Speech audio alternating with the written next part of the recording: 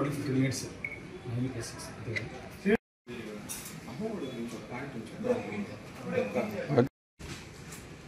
ఈ రోజుతో దాదాపు కూటమి ప్రభుత్వం అధికారంలోకి వచ్చి సంవత్సరం పూర్తవుతా ఉంది. అధికారికంగా వాళ్ళ ప్రమాణ స్వీకారం చేసి బాధ్యతలు తీసుకొని సంవత్సరం పూర్తవుతా ఉంది ఈ రోజుతో. ఈ సంవత్సర కాలంలో తెలుగుదేశం పార్టీ కావచ్చు, కూటమి ప్రభుత్వం కావచ్చు, వాళ్ళు చేసిన 4 మంచి పనులు ఏమైనా ఉన్నాయా అని వాళ్ళ తెలుగుదేశం పార్టీ కార్యకర్తనో లేకపోతే కూటమికి సంబంధించిన నాయకులు ఎవరైనా అడిగితే వాళ్ళ దిక్కులు చూసుకునే పరిస్థితి ఈ రోజు రాష్ట్రంలో ఉంది. అదే ఒక సామాన్యుడిని గాన కూటమి ప్రభుత్వం పరిపాలన గురించి ఈ సంవత్సరంలో ఏ విధంగా సాగిందే పరిపాలన కానీ అడిగితే ప్రతి సామాన్యుడు కూడా వందల కొద్ది అఘాయిత్యాల గురించి, వందల కొద్ది అత్యాచారాల గురించి, హత్యల గురించి, దారుణాల గురించి, దౌర్జన్యాల గురించి కూడా గుక్క తిప్పుకోకుండా మాట్లాడే పరిస్థితులు ఈరోజు ఆంధ్ర రాష్ట్రంలో తెలియజేస్తా ఉన్నా. ఈరోజు నేను మరీ ముఖ్యంగా చంద్రబాబు నాయుడు గారికి సూటిగా నెల్లూరు జిల్లా యువజన విభాగం అధ్యక్షుడిగా ఒక ప్రశ్న వేస్తా ఉన్నా. ఆయనకి ఎన్నికలు ఎప్పుడు వచ్చినా సరే 1999 నుంచి 2024 దాకా ఎప్పుడు ఎన్నికలు వచ్చినా ఆయన మొదటగా గుర్తొచ్చేది మోసపోవడానికి, ఆయన మోసం చేయడానికి, వెన్నుపోటుకోవడానికి మొదటగా గుర్తొచ్చేది యువత. ప్రతిసారి కూడా ఎన్నికల మేనిఫెస్టోలో రకరకాల మేనిఫెస్టోలో ఆయన పెట్టే మేనిఫెస్టో యువతకు సంబంధించి రకరకాల ఉద్యోగాలు ఇస్తామని, మీ భవిష్యత్తుకి బంగారు బాటలు వేస్తామని, మీకు ఆకాశంలో ఇది చేస్తామని చెప్పేసి రకరకాల ఉద్యోగాలు ఇస్తామని గందరగోళమైన మేనిఫెస్టోని ఆయన చూడొచ్చు యువత గురించి. ఇదే 24 ఎలక్షన్ ముందు సంవత్సరానికి 4 లక్షల ఉద్యోగాలు ఇస్తామని చెప్పారు. ఇదే కూటమి ప్రభుత్వం ఎన్నికల మేనిఫెస్టో పెట్టారు. సంవత్సరానికి 4 లక్షలు చొప్పున 5 సంవత్సరాలకి 20 లక్షల ఉద్యోగాలు ఇస్తామని చెప్పారు. ఈ రోజు దాకా కూడా కనీసం ఈ సంవత్సరం రోజుల్లో 4 లక్షల ఉద్యోగాలు ఎక్కడిచ్చారన్న ప్రశ్నిస్తా ఉన్నా. ఒక్క గవర్నమెంట్ ఉద్యోగం కూడా ఏ ఒక్కరికి కూడా, ఏ ఒక్క నిరుద్యోగి కూడా ఉద్యోగం ఇవ్వకపోగా నిరుద్యోగ వృత్తి కింద 3,000 రూపాయలు ఇస్తారని చెప్పారు. ఏ ఒక్క నిరుద్యోగి కూడా ఒక 3,000 లెక్కన నిరుద్యోగ వృత్తి ఏ ఒక్కరు కూడా ఇచ్చింది పాపాన పోలా.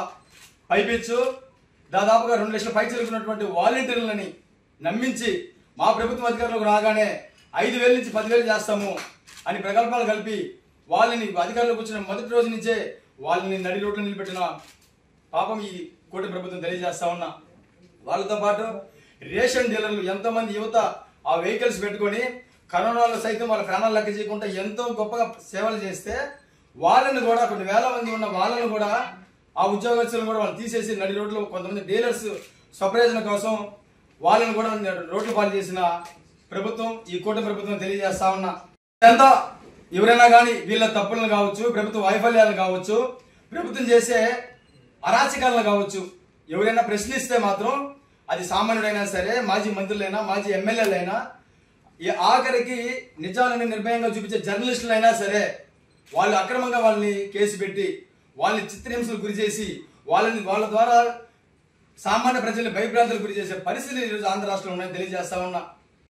తెలియజేయడానికే మా పార్టీ వైఎస్ఆర్ కాంగ్రెస్ పార్టీ అధినేత శ్రీ వైఎస్ జగన్మోహన్ రెడ్డి గారు పిలుపు మేరకు రాష్ట్ర యువజన విభాగం వైఎస్ఆర్ కాంగ్రెస్ పార్టీ యువజన విభాగం అధ్యక్షులు శ్రీ జక్కంపూడి రాజా గారు మరియు రాష్ట్ర యువజన విభాగం వర్కింగ్ ప్రెసిడెంట్ శ్రీ బైరెడ్డి సిద్ధార్థ రెడ్డి గారి ఆదేశాల మేరకు నెల్లూరు సిటీ ఇన్ఛార్జ్ శ్రీ పర్వతిరెడ్డి చంద్రశేఖర్ రెడ్డి గారు ఆధ్వర్యంలో మరియు ఇతర నియోజకవర్గాల సమన్వయకర్తల సహాయ సహకారాలతో రేపటి రోజున అంటే 13వ తారీఖున రేపు ఉదయం 9 గంటలకి బార్కర్స్ రోడ్ నుంచి కలెక్టర్ ఆఫీస్ కి ర్యాలీగా వెళ్లి యువజన విభాగం మరియు విద్యార్థి విభాగం సంయుక్తంగా ర్యాలీగా వెళ్లి కలెక్టర్ గారికి ఈ కూటమి ప్రభుత్వంలో నిరుద్యోగులకు కావచ్చు, విద్యార్థులకు కావచ్చు జరిగిన అన్యాయాలన్నింటినీ కూడా కలెక్టర్ గారికి రిప్రజెంటేషన్ ఇచ్చి ఈ కార్యక్రమంలో నిరసన చేయడానికి ఈ కార్యక్రమాన్ని ఏర్పాటు చేయడం జరిగింది.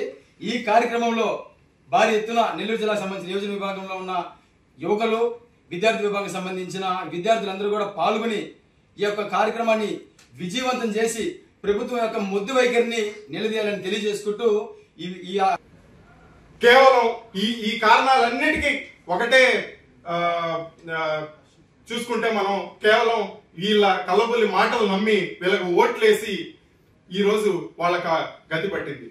ఇప్పుడు మనం పాయింట్ చూసుకుంటే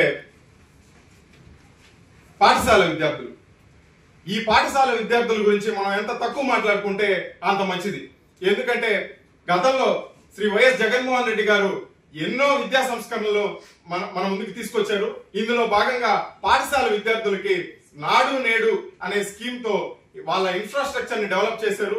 అదే విధంగా CBSE syllabus, IB syllabus, English medium వాళ్ళకి నేర్పించి, అదే విధంగా బైజూస్ కంటెంట్ ని వాళ్ళు ఈజీగా చదువుకునే విధంగా ఎన్నో సంస్కరణలు తీసుకొచ్చి వాళ్ళని డెవలప్ చేయడం జరిగింది. ఈ కూటమి ప్రభుత్వం వచ్చిన తర్వాత ఈ సంస్కరణలన్నింటినీ కూడా తుంగలోకి తొక్కి ఈ రోజు పాఠశాల విద్యార్థుల్ని వాళ్ళ భవిష్యత్తుని నిర్వీర్యం చేసే కార్యక్రమానికి శ్రీకారం చుట్టిందని చెప్పేసి నేను ఈ విధంగా మీకు తెలియజేసుకుంటా ఉన్నాను. కావున ఈ సందర్భంగా ఈ ఏడాది వీళ్ళ ఫెయిల్యూర్ కి కారణంగా